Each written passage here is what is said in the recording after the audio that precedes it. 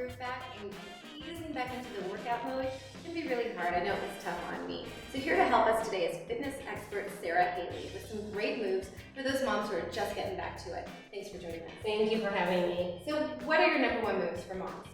So I have 3 different exercises I'm going to show you that are great for right after you've had your baby, assuming you've been approved by your doctor to go ahead and work out. So the first one I like to call the slide. You're going to begin on your back, and this is actually great because the size I am right now may be what you're like right after you have your baby. So hands are flat on the floor, and I'm going to really work on pulling my navel closer to my spine. So where your baby once was, you want to pull that in. It's a little more difficult to see on my body right now. From here, we're going to lift our right toes into the air and slowly slide that heel out. So this little movement right here, even with this little movement, we want to try to really stay engaged here. So you need to be able to breathe through the movement. That's going to be the hardest part.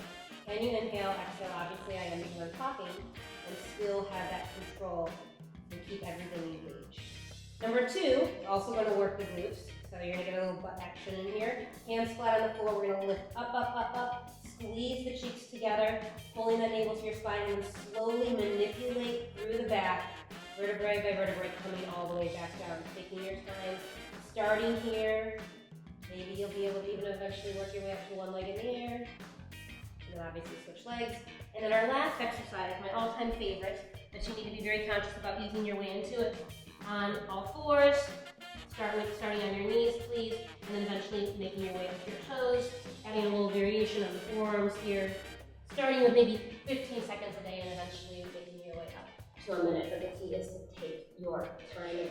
Again, easy to that. Please. Great tips from Sara Haley. Thanks so much for joining us here at the Motherhood Corner. And remember, there's no way to be a perfect mom, but there are a million ways to be a good one. We'll see you next time.